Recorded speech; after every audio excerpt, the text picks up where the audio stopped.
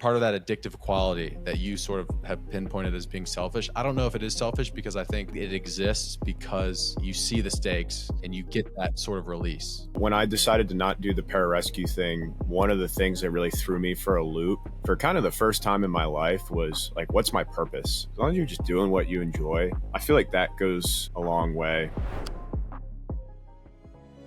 Welcome to the show. Thank you for taking part in this immersive listening experience.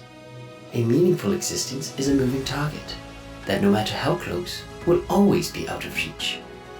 We hope this message finds you with an outstretched hand. As we attempt to uncover complex truths, remember, life's toughest questions can be answered if we all just focus on one thing: being good people.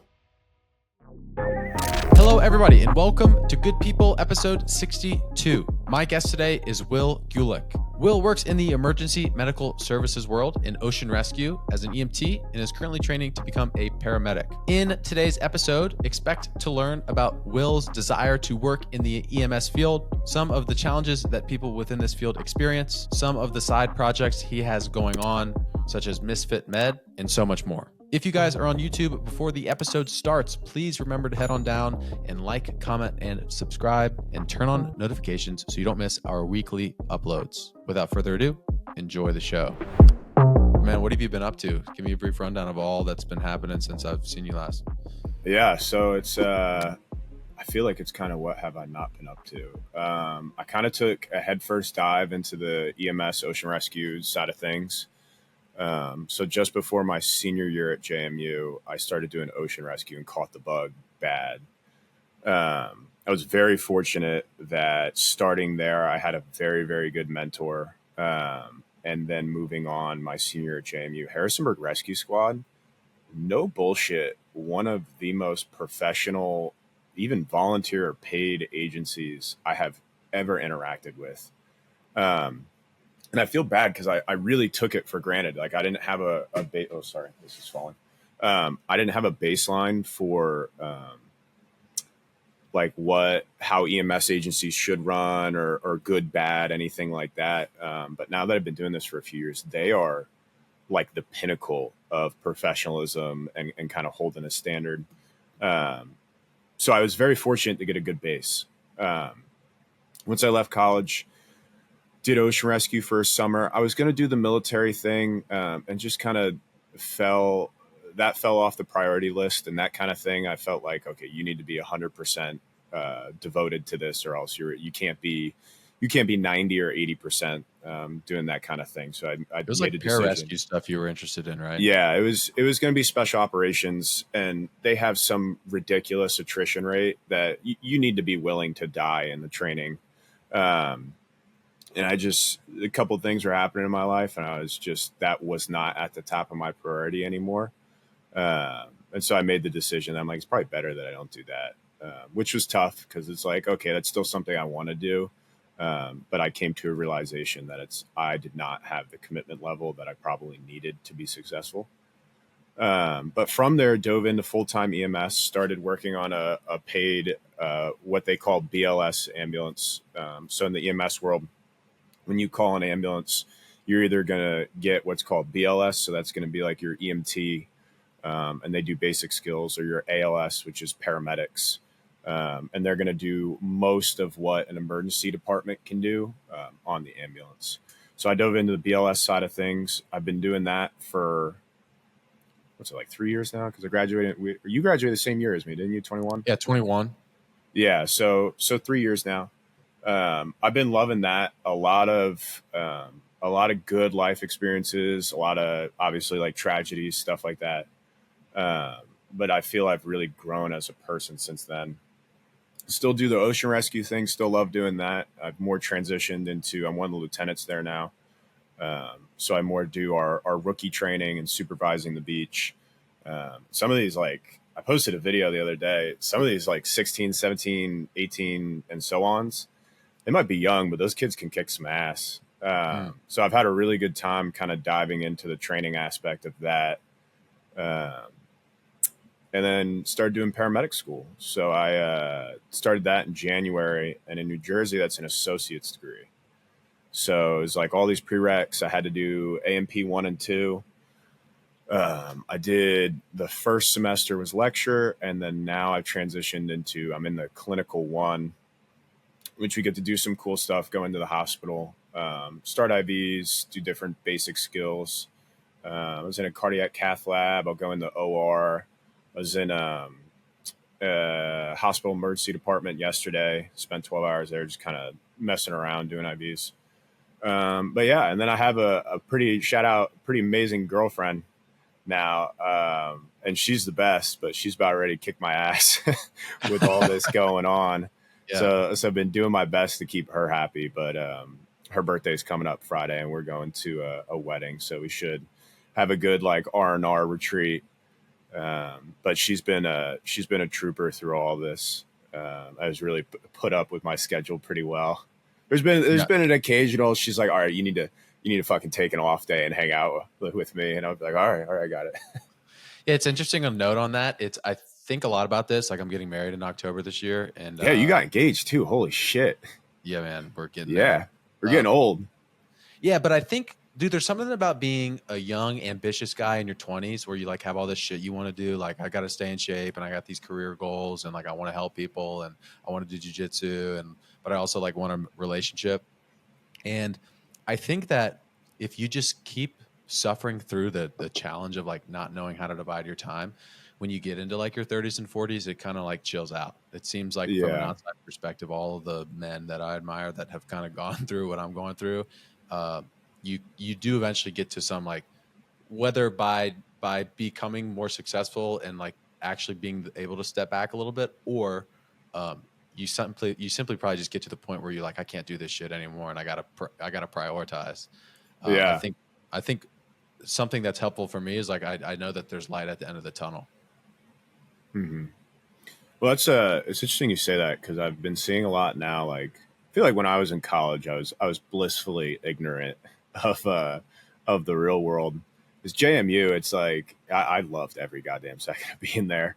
But it is kind of a bubble when you're there of like, I feel like it was this like fairy tale land of I had a pretty good deal my senior year there. Like I would go to CrossFit, we work out, got some great workouts in there and had some fun. And I was very fortunate too that we had an awesome crew there.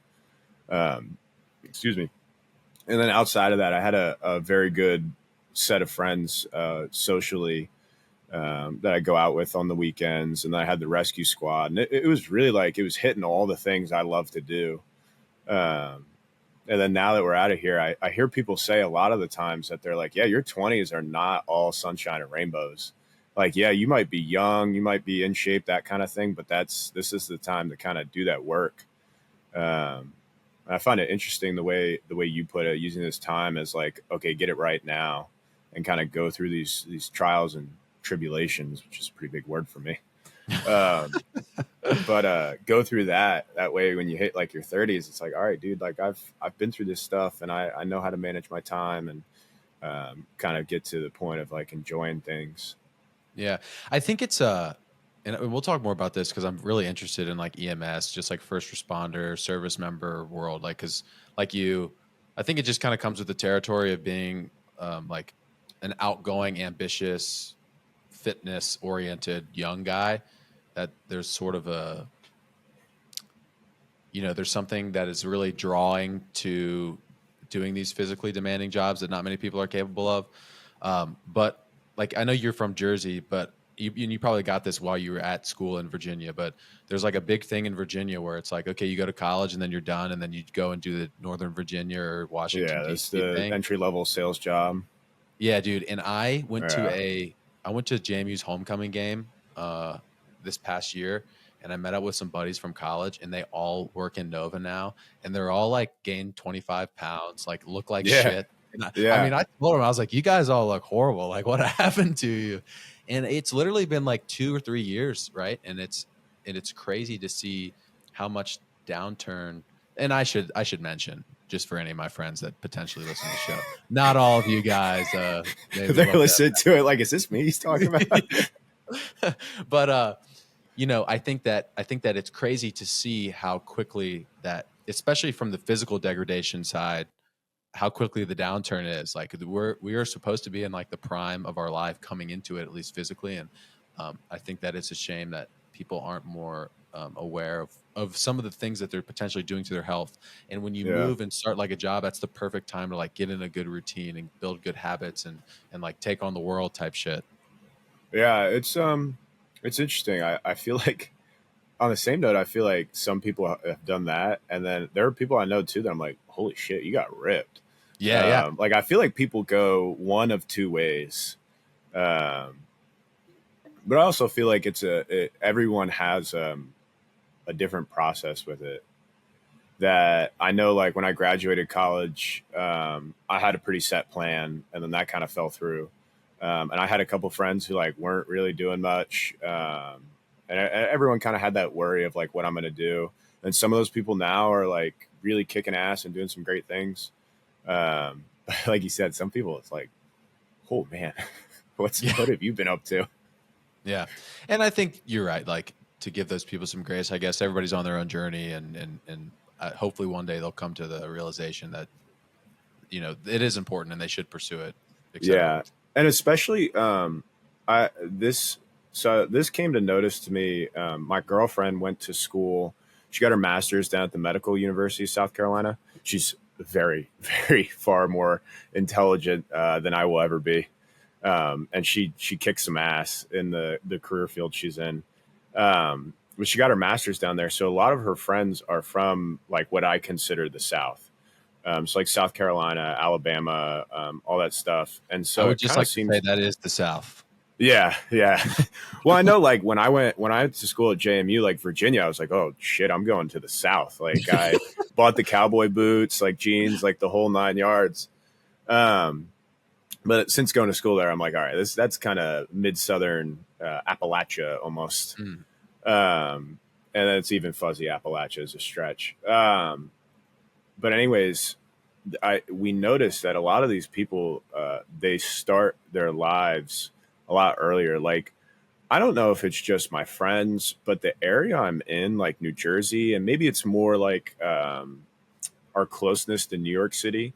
The dynamic is like a lot of these people, or a lot of people don't get married, have kids, anything like that until like mid 30s now, even late 30s. You'll see, and that's a pretty normal thing here. It's the norm. Um, versus like go down to Virginia, South Carolina, places like that. People tend to get their lives together a little bit earlier, and it's something that, like I haven't really been able to pin down. But it's kind of an interesting dynamic that I've discovered. Um, Maybe one day I'll figure it out, but yeah, Yeah, that makes sense. And like I'm 24 and we'll be 24 when we get married. And like maybe, to maybe this proves that Virginia is the South, but I honestly feel a little bit of pressure. I didn't feel this when I was 23, but when I turned 24, I was like, dude, I've only got 6 years and then I got to get my shit figured out. Like, and that's oh not true really? at all, like that's not true at all. But I think, yeah, there is a bit of a, I don't know.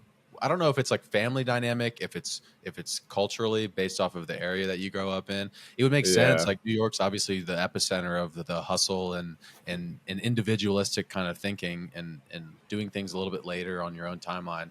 I think kind of fits with that sort of theme where the South is probably a little bit more family oriented and there's a pressure to sort of like grow that thing, and that's where you get your value from, and you go to work all day and you come home and you build and yeah. you do that as early as you can. And so I don't really know how I fall into all that, but I definitely do feel a little bit of pressure to get things done relatively early. Yeah, it's I haven't really nailed it down. I do know like one of the things up here compared to down there is most of the people I know up here haven't moved out of their childhood home yet because mostly because it's so expensive. The rent prices up here and even to buy is ridiculous, and so I kind of wonder if that has part like a almost like a socioeconomic, I think would be the word. Mm-hmm. Yeah. Like, oh, usually there's a few steps that happen before certain things. And so like most people I know haven't moved out of their childhood house up here. And if they have, it's usually like they have a significant other that they're splitting a one bed, one bath kind of thing, or they live somewhere with like a handful of roommates. Compared to, I feel like most of the people I know that are in Virginia now from school or somewhere else live on their own. And it's not like these people I know up here like don't have jobs or maybe not well paying jobs or anything like that. It's just it's really expensive.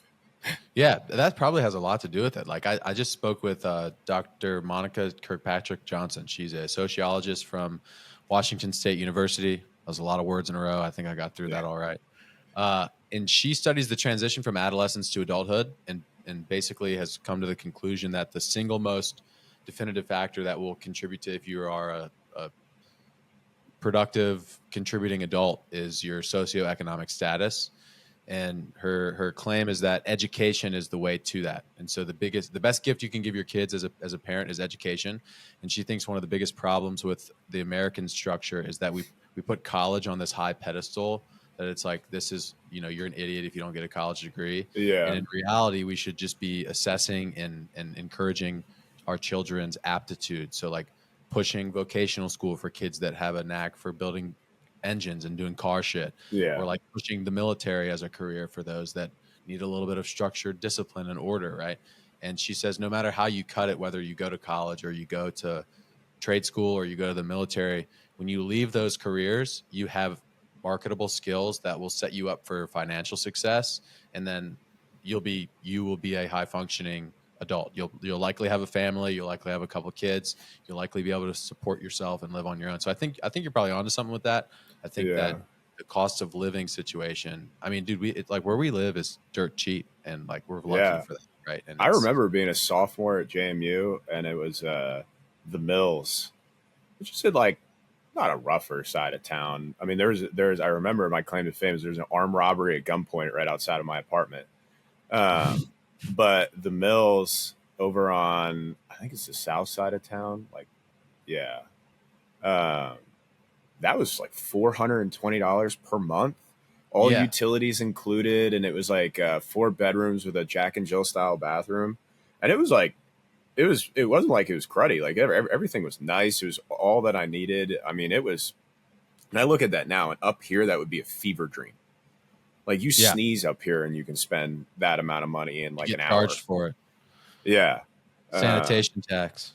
so that like I look at like that, and then even like Charleston Towns where I lived in my senior year, that was like 550, like 600 something like that. Like still, I Yeah, was holy there's shit. like 4 bedroom townhouses, right? Yeah, it was. I mean, those were gorgeous. Like I think about it now, I'm like, if I could live someplace like that and pay that here, or even if I could live somewhere like that and pay double that here, is still like an insane deal. Hmm. Yeah. It's kind of, I mean, it's a shame, but I'm no economic genius. But from what I understand, it kind of goes in a up and down flow. So hopefully, either my wage catches up to it or it goes down.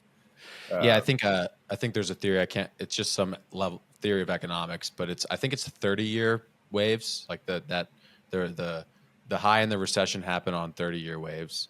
There's a term for that. Whatever the peak and valley, the difference between that. There's a term for that, and I don't know what it yeah. is. But I think that's like a 30-year. There's a 30-year Yeah, I period. took I took macro, micro, and international when I was at JMU, but guess I didn't retain too much from that. It's okay. You are good at your vocation. And speaking Yeah, of that, that's what counts now. I'm curious about this specifically coming from you as somebody who's been in this world for a lot. What's the draw? Like what do you think is the thing that brings the people to doing the kind of work that you do, working whether it's EMT, firefighter, just first responder, even like service members work. I know you mentioned you had some like special operations aspirations, but what is Yeah. this physical thing that draws you to it? Um, I feel like for everyone, it's going to be a little bit different. There'll probably be general themes, but that was actually something that came up with my paramedic class, and people do this stuff for different reasons. Like the EMT specifically, there's a guy in my paramedic class. He's actually he's the chief of the local volunteer EMS service. And he was like, "Yeah, I got into EMS and being an EMT because I wanted to drive lights and sirens places. Like it was fun." Um, I think for me personally, and a lot of people like me or even yourself, and just like young guys that are kind of go-getters, more or less. I think it's the thrill of it. Like when I got into the ocean rescue stuff, it's addicting. Some of the stuff can be really scary, and really intimidating. And like, I have a problem now that like I'll sit here and I'll think about shit, and kind of get myself worked up more than I should. Um, but like, there is no adrenaline rush more than like I mean, with EMS specifically, like someone's dying in front of you. And you gotta do the things to prolong their life and mitigate that loss of life. And it's almost like for me, it's like a flow state. So sometimes I get it like the best way I can describe it is like when you work out, like, if you're doing, I can't really speak to the long distance running thing because, oh God, that seems like torture to me. Um, but with CrossFit, like sometimes some of these CrossFit workouts, like you hit a workout that you just like, you're halfway through, it's hard, but all of a sudden like that switch flips and you're like, oh, I'm right where I need to be. And you can push it and you feel like you get that adrenaline dump despite being tired. That's kind of the best way I can describe it. Because also too, like I'll have calls where I go and I might have the exact same call and you could copy and paste that over a couple different days.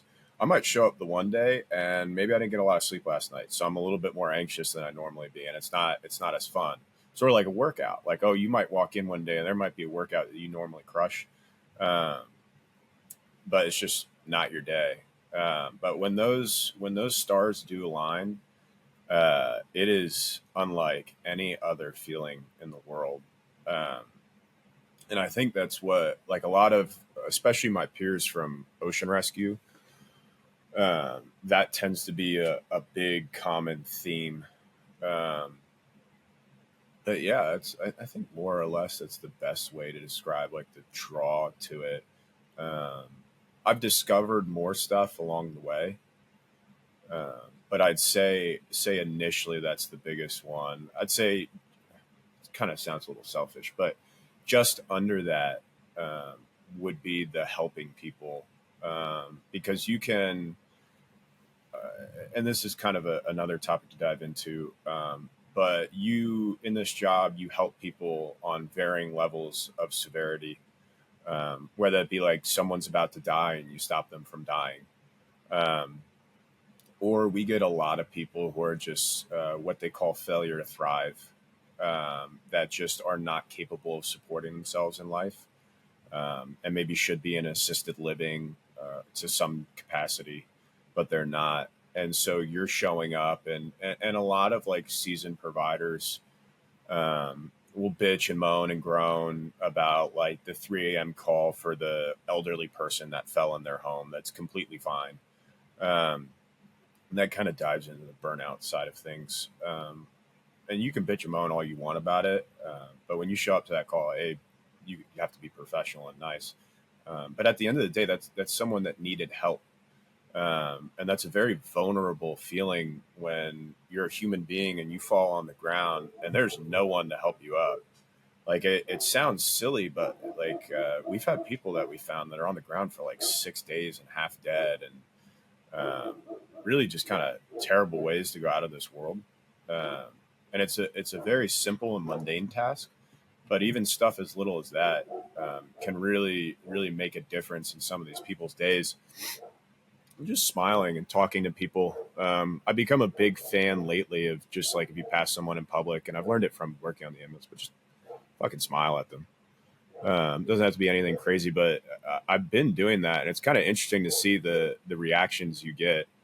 Um, but on the ambulance too, sometimes we get calls for older people that are fine, or not even older people, but they're just kind of an easy representation. But older people, I just want someone to talk to. One of the biggest things is these people get old and they feel alone. So they'll call you and they'll just really just want someone to chat with. So you go there, you kind of, oh, I've had a headache. Okay, well, have you drank water today? No, not really. Okay, you do all your other assessment, make sure all cross your T's, dot your I's, make sure there's nothing serious going on. But at the end of the day, sometimes just kind of calming someone down and giving them that time of day can make a huge difference. And that's something that kind of, when the going gets tough per se, I've been able to kind of hang my hat on, um, and use that as like a motivation when things get maybe dull, or I kind of question what I'm doing. Mm. Um, but I'd say that's a less selfish reason than that's just addicting. But yeah, you ask some people, they might have very basic reasons. Some people have had like traumatic histories, um, that maybe they had a family member who had a medical event and they didn't know what to do. Something of that sort sometimes comes up.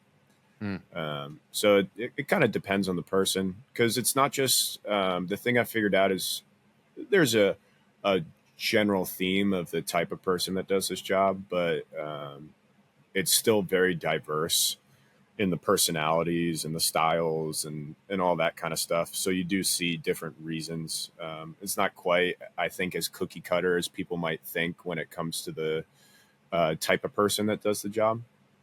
Mm. But I feel like that adds to the job too, because I work with a lot of very interesting people from very different backgrounds, and I feel like that adds to the success, of like an EMS service per se. I kind of Yeah. just dumped a lot out. I'm sorry. Well, no, I think I appreciate that. And I think I can actually bridge the gap between those first two things for you, just listening to you talk, where it's like this highly addictive thing, almost at a selfish level, but it's helping people. And the reason why I can do that for you is because all of the stuff that I've done in my life, for the most part, that I've kind of like accomplished that you would quote unquote say are high level, I feel slightly dissatisfied with because there's no stakes involved to it. And so what I mean by that is like graduating college obviously is a pretty cool accomplishment. A lot of people do that, but like you could probably name the other stuff. I've done a podcast for more than a year. I've run 100 miles. I've done a couple ultra marathons. I'm almost a purple belt in jiu-jitsu. My point actually with this is like not to brag. It's that I don't really give a shit about that stuff. Like, I mean, I do, and I'm proud that I did it, but I don't know. I feel like sometimes I do stuff like that in hopes that there's going to be like some real shit that happens and I'll be able to handle myself, you know? And Yeah. obviously I'm not wishing for negative things to happen, but I think there's something to the realness of what you do. Like there are legitimate stakes. Like if you're not on, like it's somebody's life that is in your hands and you have to be prepared for that. And I think there's a certain type of individual that likes the accountability of that. Like you have to stay focused and you have to be involved and like you actually are making a difference. The JFK actually has a quote. I loved it so much. I heard it recently. I made like a little graphic and I printed it out and put it on my desk. And I'll read it to you. It's, as we express our gratitude, we must never forget the highest form of appreciation is not to utter words, but to live by them. And I feel like all of the shit that I do is just I utter words. And granted, there is somewhat of an action behind some of the things that I do, but I feel like EMS work, first responder work, service member work, that is just action. And I think that there's something important about that. Yeah. Yeah. I'm trying to process kind of what you said as I go here. But I feel like you saying that is kind of an example of what someone might use as to why they do this stuff. I think you're discrediting yourself a good bit in what you do, because there's many forms of stakes per se.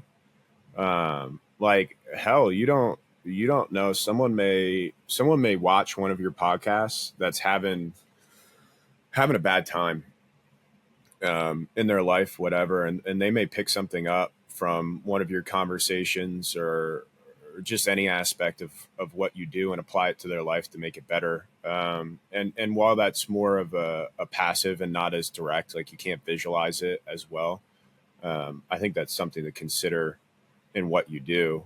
Um, but yeah, I mean, I see stuff on a direct scale. Like, okay, we have a bad outcome right now. We're trying to make that into a less bad outcome, or sometimes just keep it from getting worse. Um, but also I've discovered, not discovered, but as I said before, I feel like stakes that's a very dynamic term.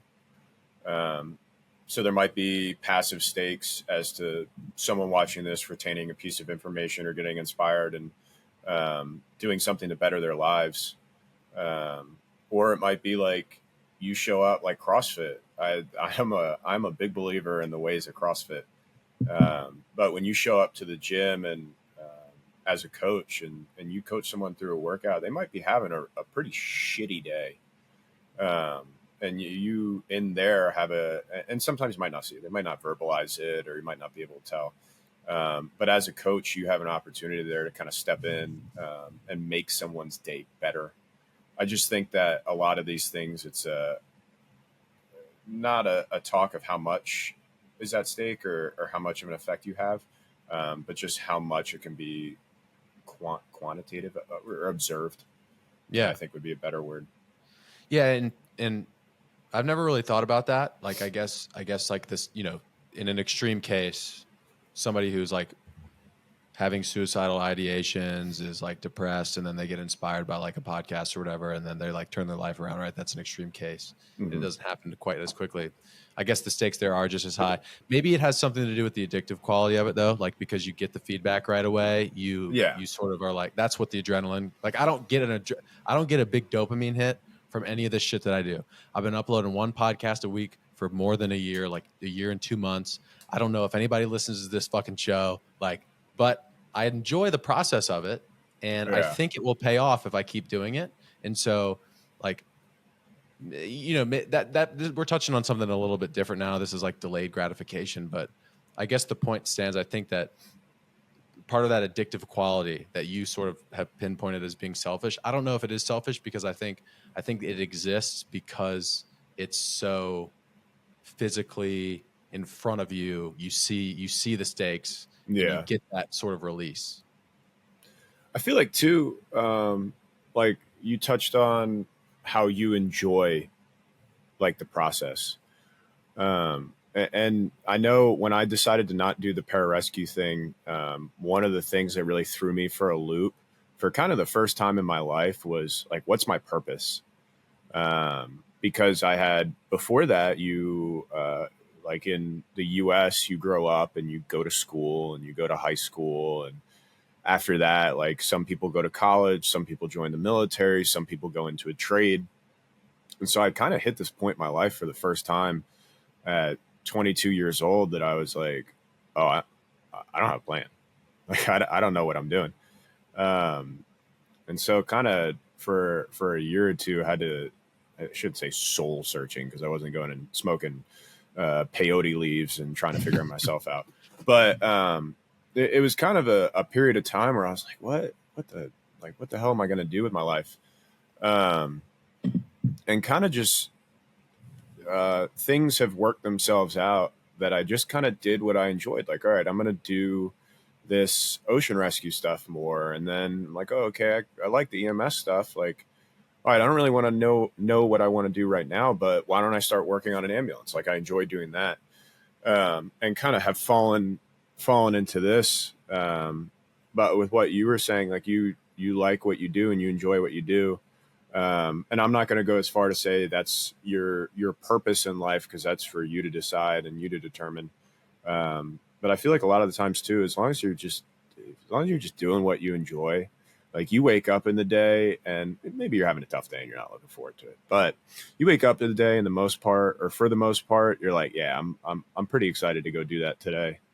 I feel like that goes a long way. Because luckily I haven't really had too many times in life that I'm doing something that I don't want to do.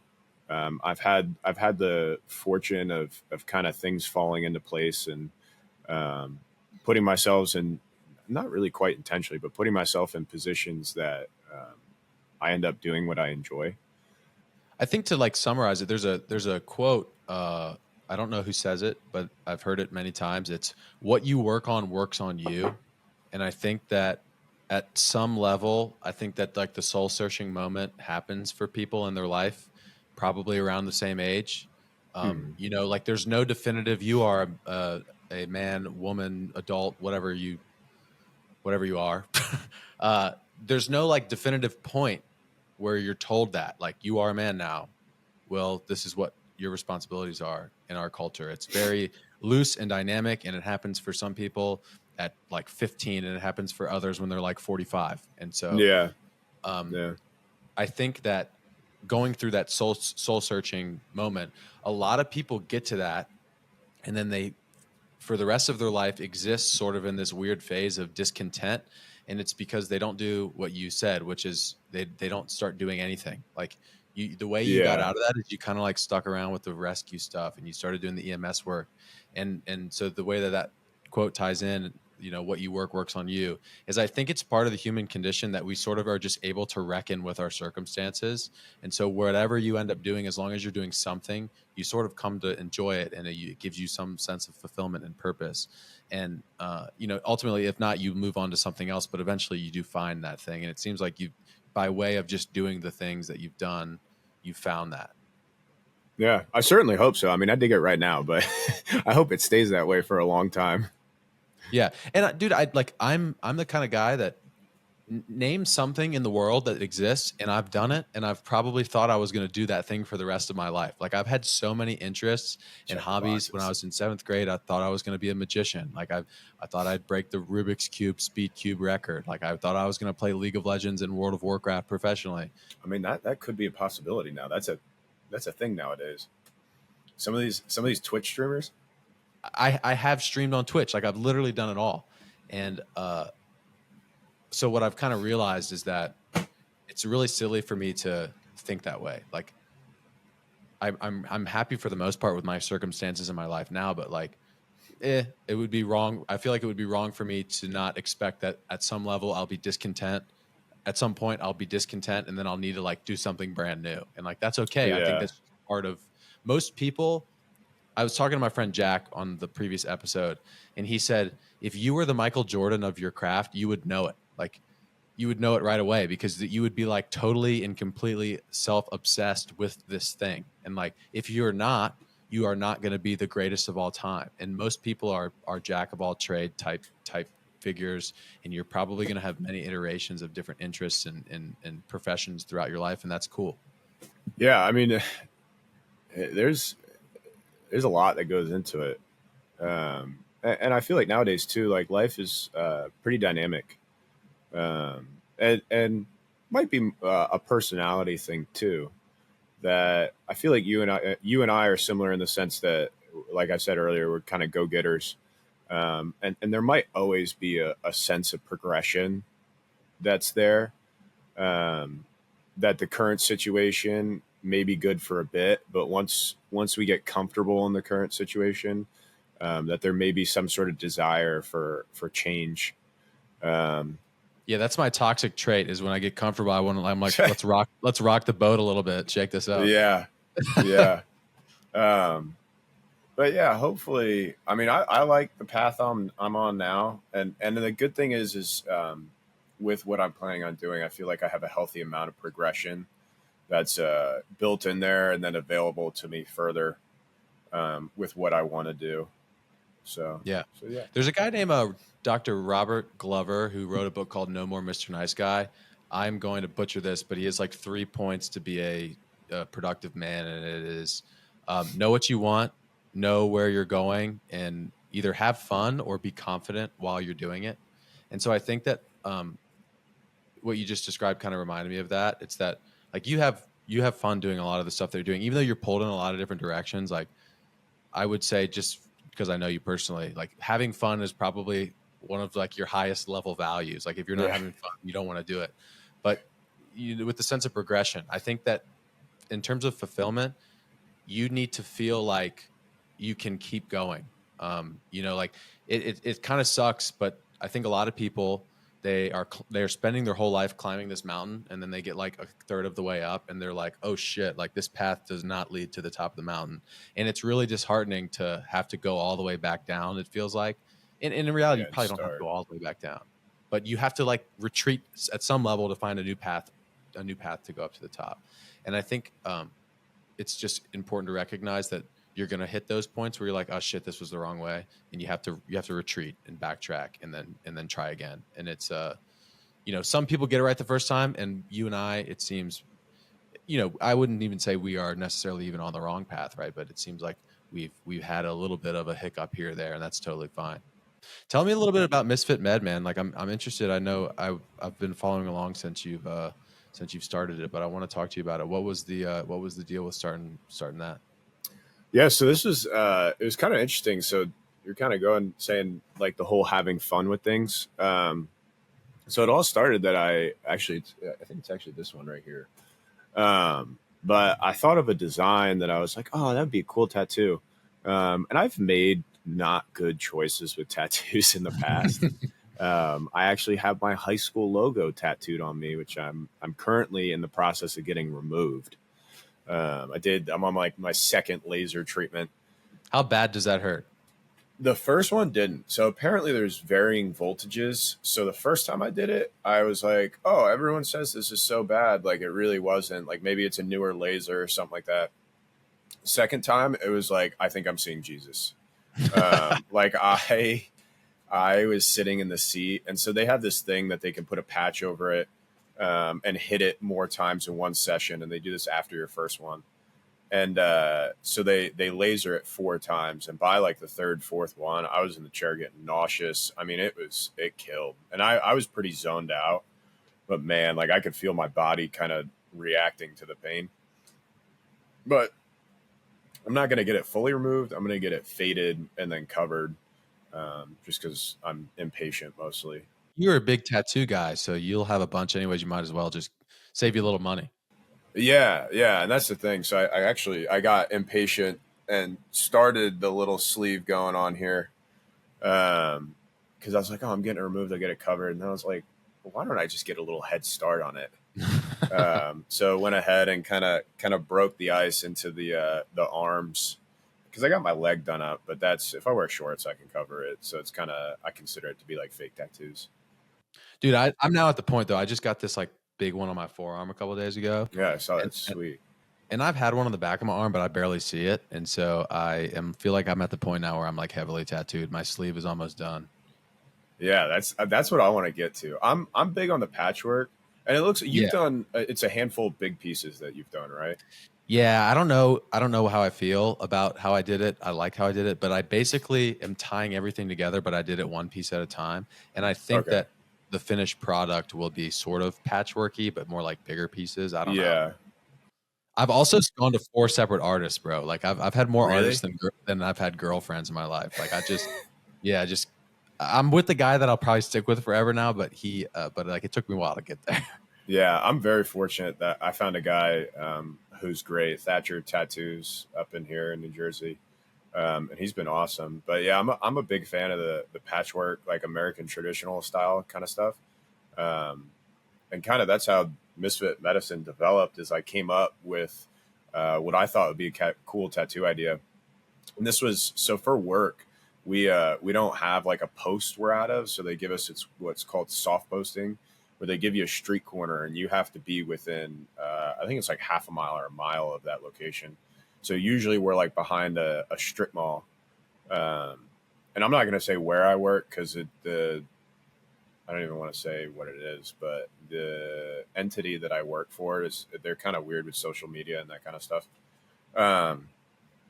But I was sitting in the back of the truck, just like bored off my gourd, because it's like hour 4 of no calls, and you're sitting there just like staring at you're like sometimes you sleep on the stretcher. And so I came up with that tattoo idea, and then I'm sitting there, I'm like, maybe not. But then it crossed my mind, like that'd be kind of cool for a t-shirt. So it kind of just had enough time that I was sitting there and dove into like, okay, how could I put this on a t-shirt? And then I found Printful and did the mock-up on that, and then kind of was like, okay, well, what if I sold these? Like I was like, oh, it's kind of a cool design. And it crossed my mind that I'm like, there's really no EMS Ocean Rescue clothing-esque thing going on. So I'm like, I have a niche, I think is the word. just kind of dove into that. Actually, I ended up contacting a kid that was in my fraternity at JMU, who was a senior when I was a freshman. So I didn't know him like too well, but I had his phone number. Shot him a text, and he has a bunch of different clothing companies, and he has a couple different businesses that he does.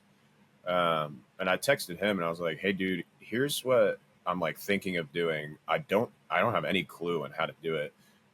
Like, do you mind if I do a call with you and you just give me some pointers?" And he was more than helpful, and basically pushed me in the direction of, okay, you should, like, there's Shopify and there's other platforms, but there's Shopify where you can do the website. And then he said there's these third party, I think it called direct to garment type shipping. But Printful actually does it. So you can link them. And so every time I get an order, I send it to them and they fulfill it. So they print the shirt, sweatshirt, hat, whatever, and they ship it out. Which right now is awesome because I just don't have the time. And you can see, like, I'm in my basement. My dad has this place filled to the brim with shit. Because he does set paramedic stuff. So it's all filled with medical equipment. I didn't have the time or space to keep an inventory. And so kind of from there, I was like, oh shit, and got like really hooked on the idea of it, dove down the rabbit hole of it. And then the next couple days I was at work, just would spend my free time like, okay, how do I develop an LLC? How do I make the website? How do I buy a domain name? And kind of learning those skills. And within like a couple days, I think I had the website made. I had the LLC formed. And then I want to say like a week later, it was up until I think I sent the guy the design, and he puts it into a computer graphic for me. So I sketch everything on paper and send it to him and give him some comments about what I want. He gets it all together, but sent it to him, and he got me the designs back. And I was so impatient that I created the Instagram and I just posted like the mock-ups of the designs. Like I didn't even have the clothing yet. And that's kind of where it all started. And at the time too, I had been, admittedly, I was kind of in a bad place with EMS. I had a full-time partner that things weren't like really working out well with. And I just wasn't digging it too much. So I was kind of looking for other avenues to like invest myself in, and just something to do outside of work. And so that kind of dropped in my lap.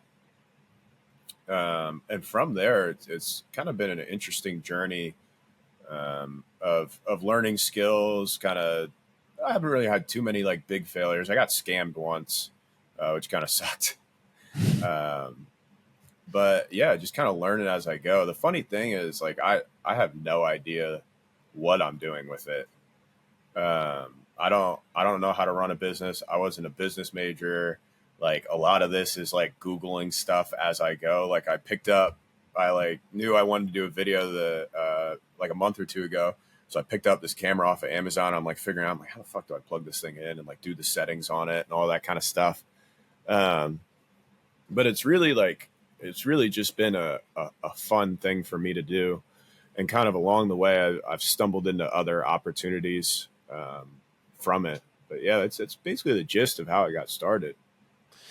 Yeah, I think it's cool, super cool from an outside perspective, because like you are a guy who's pretty resourceful, and like I self-identify as a dumb knuckle dragger myself, and I find that like the reason why people like you and I do shit like this is because like, hey, I would like to have a podcast. Okay, I've done a podcast before. I actually did a podcast before this podcast when I was in college, and I did it all by myself, and I just hated the post-production editing stuff. Yeah. And I knew a guy who was a video editor and a photographer, and we were kind of both in this point in our lives where we wanted to do something a little bit extra. And I was like, hey man, you want to like edit my podcast for me? And it kind of sounds like you've done the same thing, where it was like, this friend's going to help you out who's done this stuff before. Like you don't know how to start an LLC, so you just kind of like figured it out. And I think that a lot of people get caught up in the how to do X, and literally pretty much everything that you could think about is as simple as just Googling it. And then over time, there are more things that you know how to do than you don't know how to do. And like for example, if everything failed in like 2 years, you were like, I'm going to start another thing. You would know like step 1 to 50. Like you could get Yeah. a business started. You could get your first design. You could get a website. You could get a bank account. You could get that all within like 48 hours, and you would have like a business. And that probably took you what, like a week, 2 weeks this first time around or whatever it was, because you had to learn all this stuff. Yeah. But my point is, I think it's cool that at the point in your life, this is kind of like the mountain analogy we were using earlier. Like you were at this point where you were kind of trying to figure stuff out. You had a lot of downtime and you were just bored, like, and the idea came to you, and then you started fulfilling that time with the sketches and the doodles and the Googling and all this stuff. And so you basically just used resources that you had available to you and allocated it towards something else. And it's turned into this like cool project that it definitely isn't, your main focus, because you have a career and you have a girlfriend and you have these things that you want to really focus on. But it's like this cool side project that you can allocate those extra resources to trying to sort of build, similar to what I'm doing with the show. Mm-hmm. And it's fun because right now I have it set. So like my overall goal with it has always been to have fun, and kind of the monetary thing has never really been a big deal for me. I like to use the measuring stick of I'd be pretty content if one day it paid for a vacation for my girlfriend and I every year.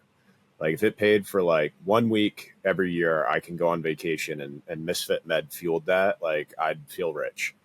And I'm cool with that. But I just completely lost my train of thought with that too.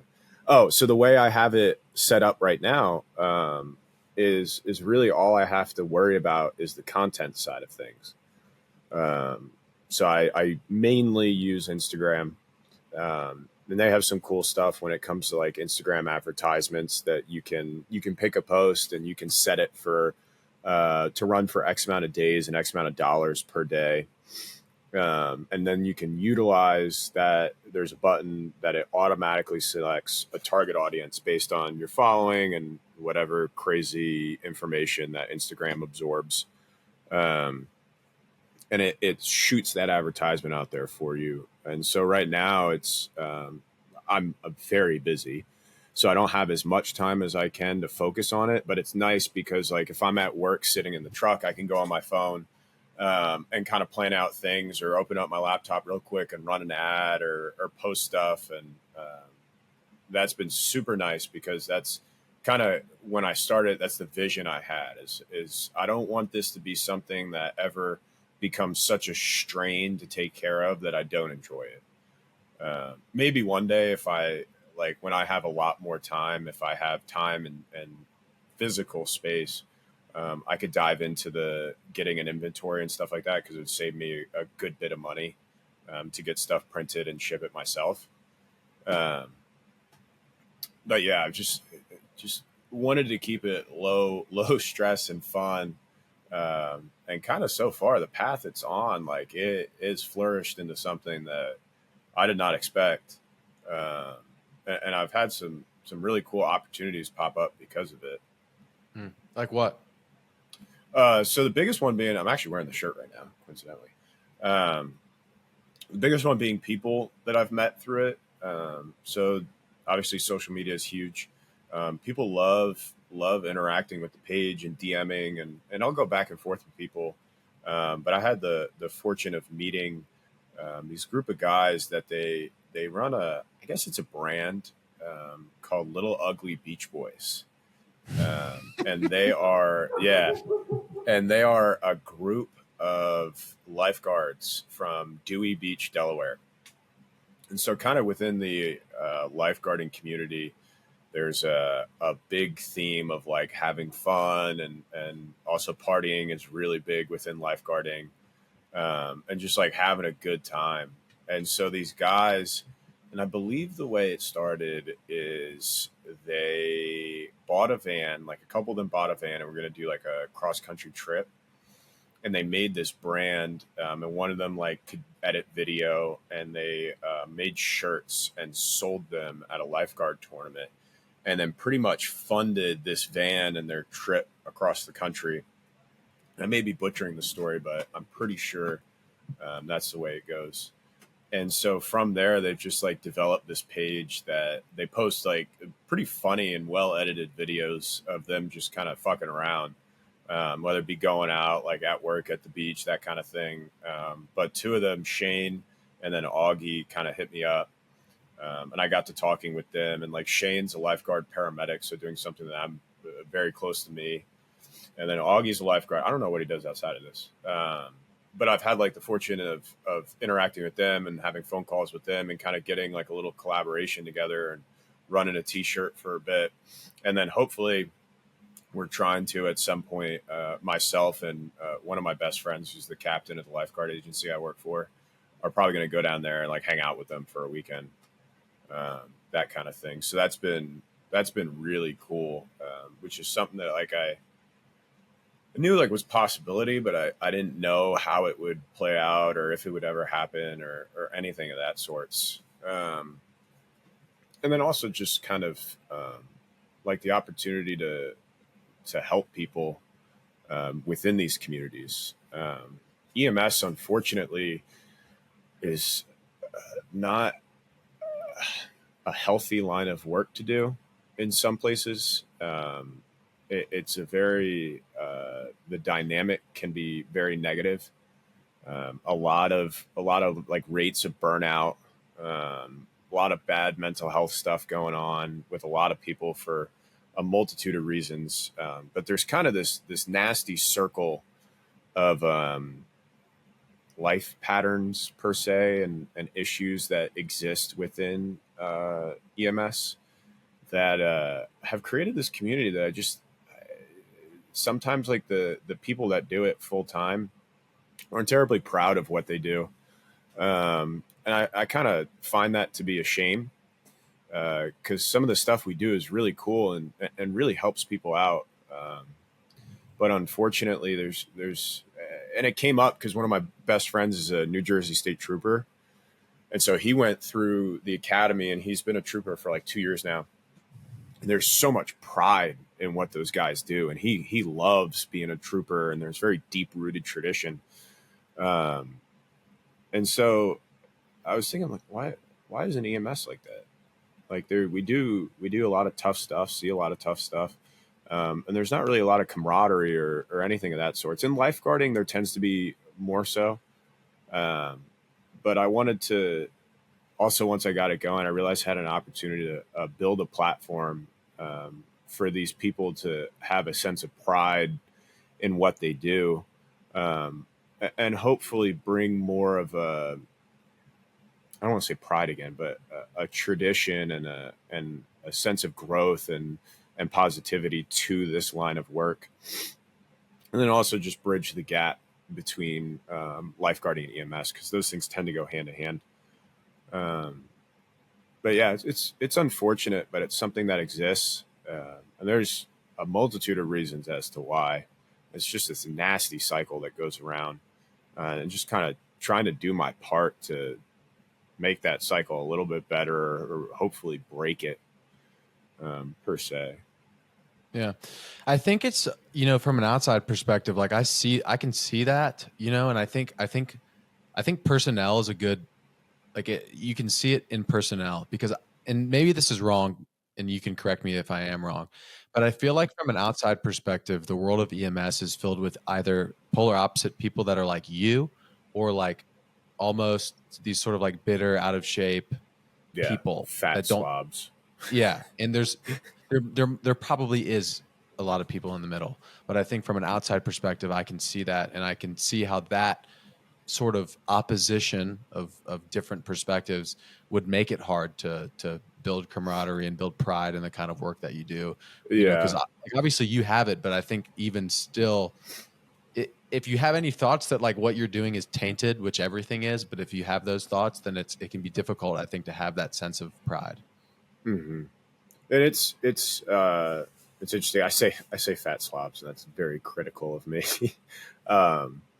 because I see like it's whether it's a low pay, like high stress job, like some sort of PTSD, that kind of thing. Those really are big accelerators for it. But you just unfortunately get these people who work this job. They're underpaid. Um, they like doing the job, so they're underpaid. And the way you make enough money to survive is you work overtime. So they start working overtime, and then they develop this lifestyle that is sustained financially by them working overtime. So now you have these people that we do 12, 18, 24-hour shifts, and they're doing that constantly to be able to pay their bills, stuff like that. And then um, you throw in a family, you throw in kids, you throw in a mortgage, stuff like that. And you get these people who are kind of locked into that lifestyle of overworked, underpaid. Um, and then comes things like sleep deprivation. Like they're not sleeping well. They're very stressed out. They're not taking time to work out. They're not taking time to eat well. Then you start the pattern of like, okay, they're gaining weight. They're gaining weight. Maybe they get a little down and they see something bad at work and they go home and they drink to make it feel better and kind of numb those feelings. And it turns into this like really nasty cycle. Um, that then creates like terrible, terrible mental health issues within this line of work. So it's kind of like, where do you pin that? And I feel bad. I say fat slobs earlier, but you have some people who like they are overweight because of this cycle. Yeah. That normally they wouldn't look like that, and there is a lot of people that are trying to combat that and trying to work against it. But man, it's kind of a beast in some of these systems, and it's not like that everywhere. There are places that do it better than others, but specifically in New Jersey, it's unfortunately like the way the pay is right now. Working full time EMS, like say probably 75% of these people are working more than one job or working overtime or something of that sort. It is really not doable in New Jersey to work full time EMS on whatever your base schedule is and survive. That's as a single person, you throw in like a family, kids, stuff like that. Um, but it's really unfortunate, and I kind of already said it, but just I want to do my part to help break that, or maybe bring awareness to it, that kind of thing, because it is like what we do is awesome. And a lot of these people are stellar fucking people, and they've just kind of got caught in this, and it's almost like being trapped. Um, and there's a lot of people in this line of work that don't get the credit that they should, and aren't thriving in life the way they kind of deserve to. It makes me think of what I was talking about earlier with Monica Johnson and her research on that transition. Like, I don't think it's just an EMS problem. I think that it's a societal problem. It's that like, yeah, I know you said financially, like these people have to work overtime, but I would imagine it's also a personnel issue. Like, there's not that many people vying for these jobs. Like, there, it almost feels like a low totem pole thing because we do put college and higher education and these like knowledge based systems up on such a pedestal, and like we're seeing that in the military now. Like, the recruitment numbers are dropping in pretty much every branch, I think, but the Marines has kept their numbers up. Um, but yeah, like I think that not just within the work that you do, but from an outside perspective, society looks at those jobs and there isn't a lot of pride there. And like in the military, there's not as much pride there. It's like a thing that dumb people go to. And I think the way you grow anything, and you get paid more, you have more personnel that are capable of fulfilling shifts to make work life balance a little bit easier, is you actually, instead of pulling away from it, you like throw more things at it. You give them more resources, you give them more training, you give them mental health people that you can talk to about your mental health, things like that. And obviously this is a very big multifaceted issue that is probably exacerbated by a myriad of things. But I think that I think you're right at your level, and I also think that you're right on like a societal scale, is that I think that we just need to do better. Like, it's an act of empathy, I think, to be able to look at any field and be like, that's fucking cool. Like, because your aptitudes are going to be different than everybody else's aptitudes, and not everybody's like you and I, that like knuckle dragging dumb guys that like to work out and like throw people over our shoulder and, you know, run down the beach, right? Like, uh whether you're a software engineer or you literally insert any profession in there, like it's all important. And I think that we should feel proud of what we do as people, but I think we should also do a better job of like looking at the stuff that people do that isn't really for us, but being able to recognize like, okay, this, that they like it, or this is for them, or like they feel like they're having a purpose with this thing, and that's cool. Yeah, so almost like develop like a respect um, for things people do, and try to find the good in them. Yeah, I mean, like my grandfather, for example, my dad's dad was a police officer. He was like a serial entrepreneur, auctioneer type guy, and like my dad, our parents' generation, I imagine they come from the same generation, kind of grew up. They were one of the last generations that's I think this sounds kind of silly, but it's like an American patriotism thing. Like my parents grew up in a world where like first responders, these were like cream of the crop American people that like you would aspire to be at some level, you know. And I think that there's a lot of respect and honor to these kinds of jobs that I don't know if people that are our age really feel that way anymore, for whatever Yeah, reason, you know. And I think that there needs to be some type of restoration to that idea in and of itself. yeah, and I think that kind of circles back to that whole emphasis on a college education, like higher education being the only option. I feel like if there was, I say, I feel like if there's more of a different kind of education about the opportunities that people could have, we wouldn't quite see that as much, and maybe there would be more of like, at least within EMS, like a pressure on these agencies and companies and such to like, hey, let's raise the wages of our employees. That way they can do this job and exist in the place they live, rather than pushing people out of them just by the financial dynamic alone, let alone the other things. Mm, yeah. Well, let's bring this thing home, dude. I appreciate you for coming on. I'm glad we got to catch up. You know, before we close, I love what you're doing. Keep doing it. Yeah, thank you. Thank you for having me. Yeah, man. Anything else you want to add before we shut Yeah, this thing so down? I had my special question. Oh, for right. you. I forgot. Yeah, yeah. So I'm not much of a reader, and I know you're a big reader.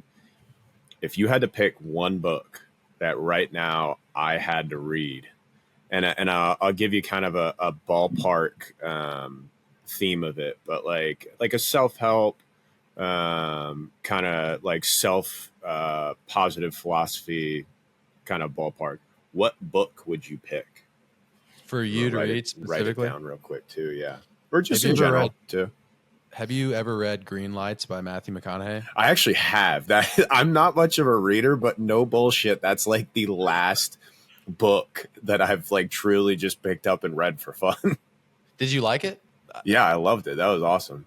Yeah, that was literally when you asked that question. That was the first book that came to the top of my mind. Okay, then if not that one, I know I'm putting you on the spot here. I just think there's like so many. I think you know, when it comes to this is actually one of my favorite things to do, by the way. I was just talking to somebody about this the other day. Is like one of the things that I didn't realize I would like about reading when I like had the goal that I wanted to start reading a lot and like become very well read, is that I now am this resource for people to like recommend books to. And Yeah. like it's cool, like you know, if somebody says ask me a similar question or whatever, being able to sort of find something that fits their interest, fits their personality, and then like hearing back from them, Mhm. like, dude, this book was awesome. Let me ask you this question before I give you an answer. What was it about Green Lights that you liked? I'd say basically the simplicity of it. Like it was an easy read, and then the relatability of it. Like it wasn't hard to retain and kind of apply to your own or my own life.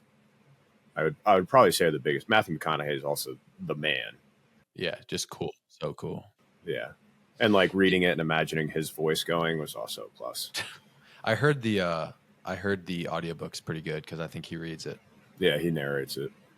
And then let me ask you one more question. Did you like it because it was like a depiction of his journals? It was kind of a memoir, like it was his life, or did you like it just because of the lessons that you got out of it? I like the lessons. I mean, his life was cool. That was definitely added to it. But Okay, so you don't really care if it's like fun to read. You just want to be glad you've read it. yeah, like the one I'm working on right now is, I think it's like Jackie Chan has a book that it's just like rattling off. And when I say been reading it, I mean, I think it's been on my nightstand for the last 2 years. And like once every 3 weeks, I'll pick it up and read for 5 minutes. But it's like, just like, it's like listed philosophies that you just go through. Okay, I'll give you two then. Okay. So I'm a huge fan of like samurai in Eastern Asian philosophy. And actually a big reason, like I've got a couple tattoos that are like geared towards this, but Miyamoto Musashi, he wrote a Book of Five Rings. He was a 17th century samurai, and it's literally like Asian philosophy. What you just said, it's like, Yeah. it is better to fight, to learn to fight with both swords than it is to fight with just one. And anyways, Miyamoto Musashi was a 17th century samurai. He killed like 60 to 70 men in one-on-one combat. He was like one of the greatest samurai of the generation. He's so badass. Like there's two samurai swords. The katana is like the big one, and then the makizashi is the small short sword. And he fought with two makizashis, which was kind of uncommon at the time, and he called them heaven and earth. That's pretty it's sick. just like so badass, dude. But anyways, and it's called A Book of Five Rings. Yeah, it's very it's very. I mean, you're gonna pick it up, and it's like, that is the depiction of what Eastern Asian philosophy is. And then, do you know who Ryan Holiday is? I don't. He's the Daily Stoic guy. I don't know if you know the Daily Stoic. I mean, I've the Stoic philosophy, like I'm understand with, but I think I know what you're talking about. Okay, Ryan Holiday is probably the reason why Stoic philosophy is so widely talked about in today's world. He's like he has written many books on the topic, but one that really changed my life when I was like 18, it's called Ego is the Enemy. I would say you probably would get quite a bit out of that too. He's got a lot of books, like Ego is the Enemy, Stillness is the Key, The Obstacle is the Way. And he actually just had a book that came out yesterday, and he wrote a book on courage, discipline, and then justice. But anyways, Ego is the Enemy was pretty profound for me, and I recommend that to a lot of people. Not that I think you have a big ego or anything, but I think that you'll appreciate the sentiment that like he talks about in the book. Yeah, cool. I appreciate it. Yeah, I'm gonna try. I want to try to like take these and squeeze them in and read it, because I've also been finding for something like I need to something different to ease my mind into. Yeah, I've gotten way less dumb since I started reading. I'll just say that. You're fighting the dumb.